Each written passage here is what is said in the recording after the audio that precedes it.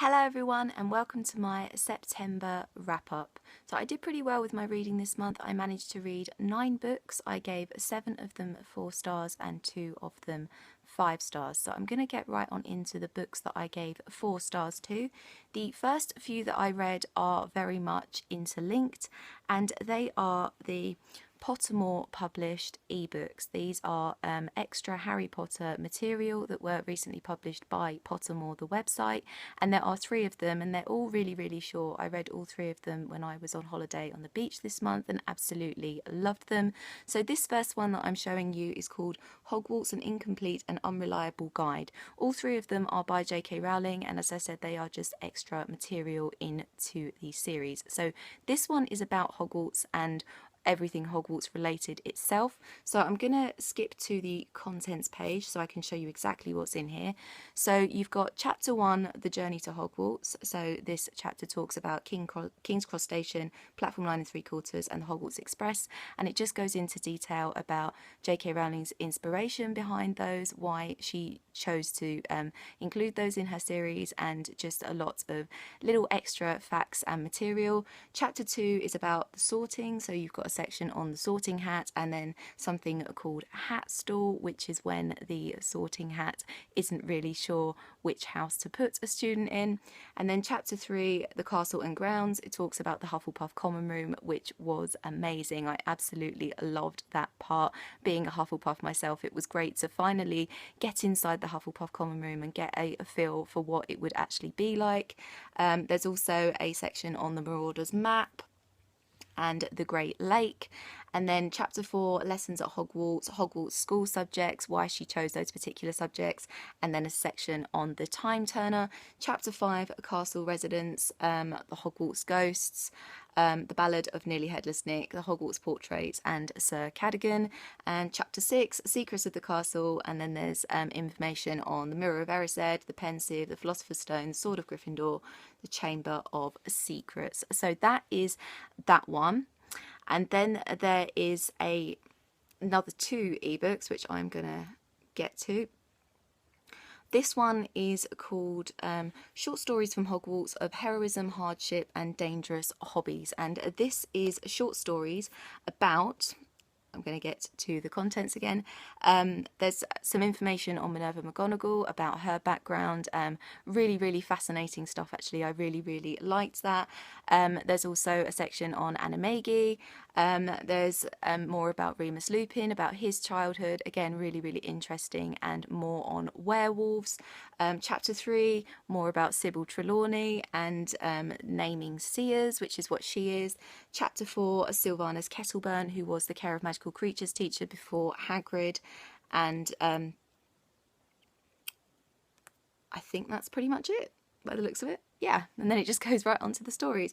Again, really lovely to just get some more from Harry Potter, because I do miss it so much, and seeing as I wasn't actually that pleased with The Cursed Child overall as a script, it was great to get some actual original material from the original series itself.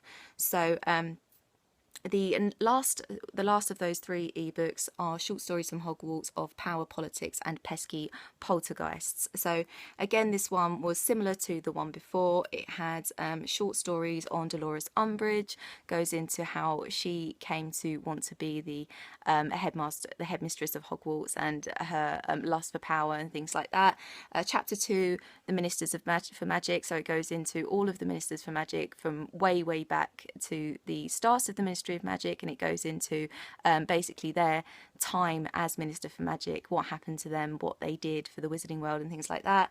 Talks about Azkaban as well. Chapter 3, Horace Slughorn, potions, a Polyjuice potion and cauldrons in general. And chapter 4, more on Quirinus Quirrell, because obviously we don't get enough of him, in my opinion. It wasn't fair what happened to him right at the beginning of the series. And chapter 5, there's a section on Peeves the Poltergeist as well. So yeah, I really enjoyed just getting some more Harry Potter into my life through those this month. Absolutely loved it. The next book I gave 4 stars to was a YA contemporary, and that was If I Was Your Girl by Meredith Russo. This is about a girl who was born a boy, and she starts a new high school, and she is kind of coming to terms with her identity. She's wondering whether she should tell her new friends about the truth of her origins and the fact that she was born a boy, and she starts to fall in love with the most popular boy in school. All of the popular girls want her to be their friend, and she's a little bit unsure about this. And it was a really, really lovely, uplifting story, general YA contemporary about friendship and love and things like that, but it was really, really lovely little interlude, because I don't really read a lot of YA contemporary these days, so I really, really enjoyed it. It's quite short as well, and quite sort of light. It just sort of gives you a little a break if you are kind of reading a lot of dark, heavy fantasy, which I know a lot of people tend to do in the autumnal and wintry months. So yeah, definitely recommend it if you haven't. The next book I gave 4 stars to was a very highly anticipated release this month, and that is Empire of Storms by Sarah J Maas. This is the 5th book in the Throne of Glass series, and I did really enjoy it. I know a lot of people have been saying that they did have some problems with it, and I did too. I did kind of feel like a lot of stuff was missing that I wanted. Kale Westfall, for example, wasn't in this book at all, and I really, really missed him. He's one of my favourite characters from the series, so I hated that he wasn't in this at all. It obviously was still a really fast-paced read. I really, really enjoyed watching the relationship develop between Elide and Lorcan, although that was a little bit creepy, stalkerish right at the beginning. Lorcan basically follows Elide through the forest, and it was a little bit like, oh, is this a little bit borderline? But it was still great to see their relationship evolve. Obviously, as is the case with Throne of Glass books, there was a lot of action going on. There was a lot of intrigue. You were kind of piecing together yourself right till the end of the book, and this book is 600 odd pages, I think. So there was a lot going on, and you were kind of piecing together right till the very end. There were twists at the end as well, another cliffhanger, which we really, really need the last book in tying all of that up.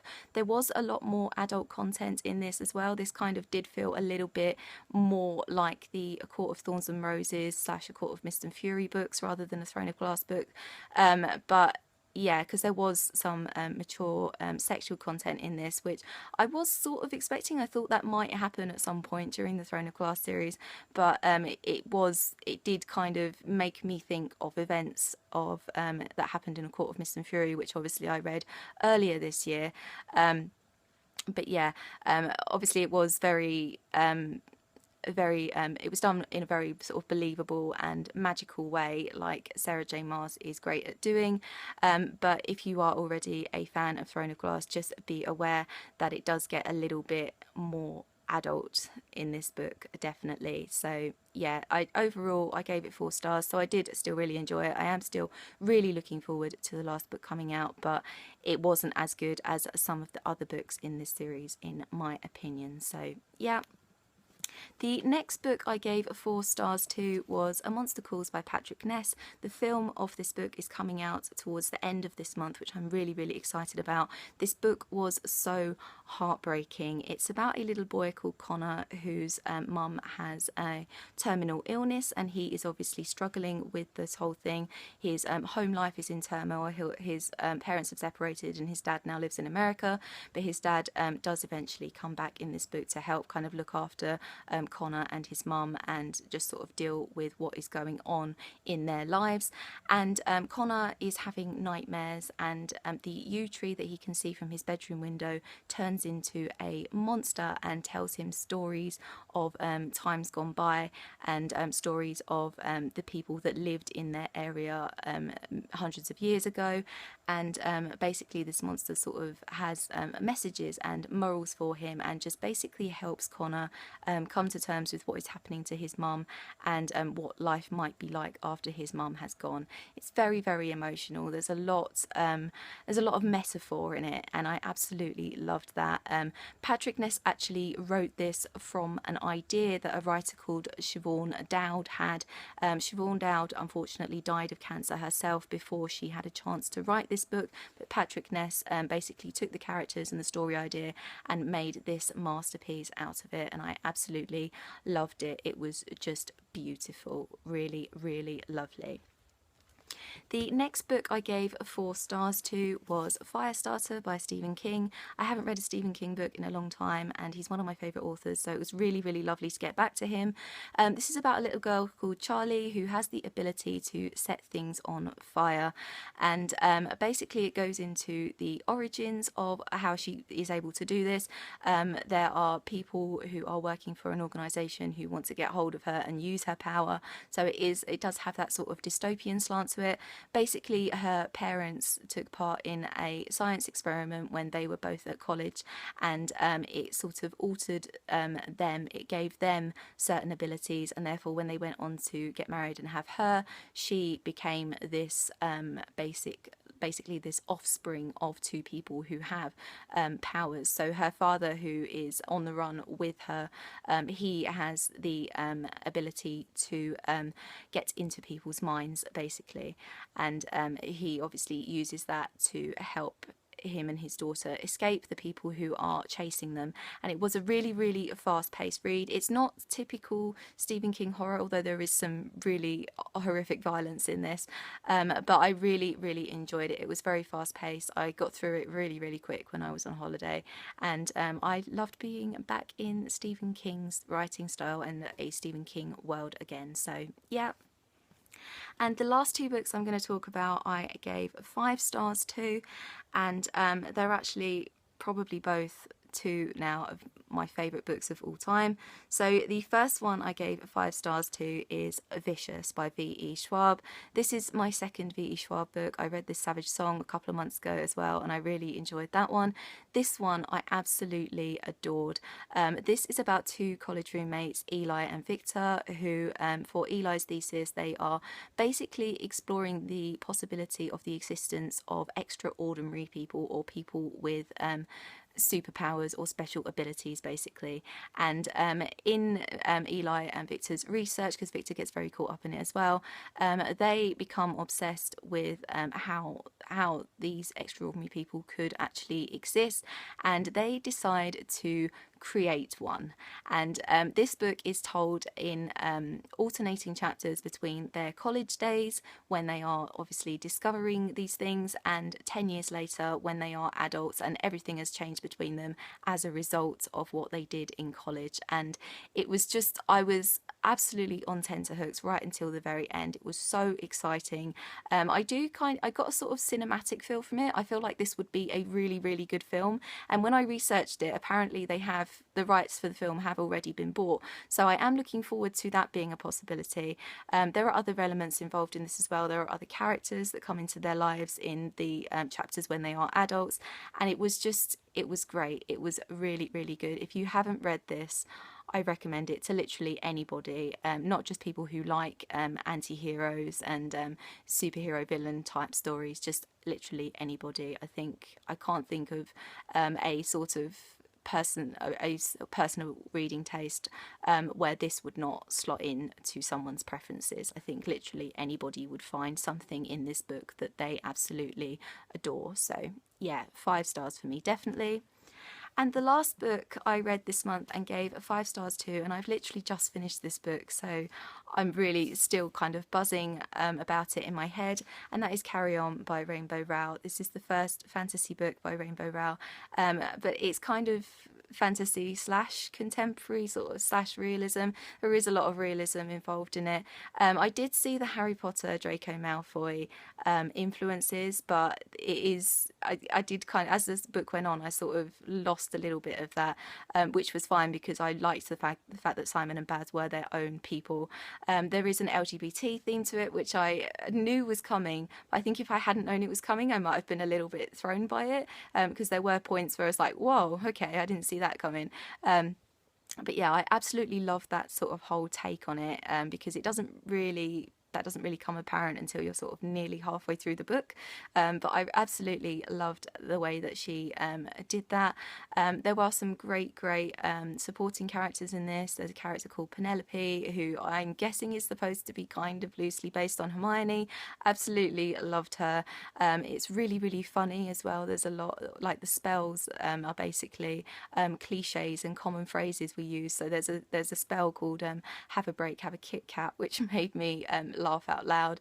There are spells like as you were, and up and away, and things like that. So they are like, they're not the typical spells that you find in Harry Potter, which are obviously based on Latin. They are based on modern day contemporary English language. They're common phrases and cliches, which I absolutely loved that whole take on it. It's a very humorous take on fantasy and magic, and very Rainbow Rowell actually. I really enjoyed getting her sense of humour through this, and it was just a great story. I got through it a lot faster than I thought I would, because it is like over 500 pages, but I got through it in 3 days, I think it was.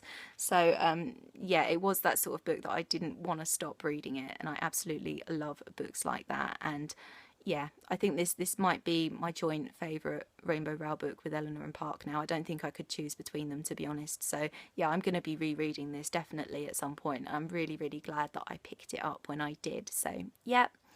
And that is it for my September wrap up. What books did you read in September? Let me know. I haven't quite figured out my October TBR yet. I'm thinking it might be quite horror related, very horror saturated. So, but I haven't quite worked it out yet. So I will put that up on Monday. I will leave all my social media down below as normal. I hope you're having an awesome day, and I'll see you very soon for another video. Bye bye.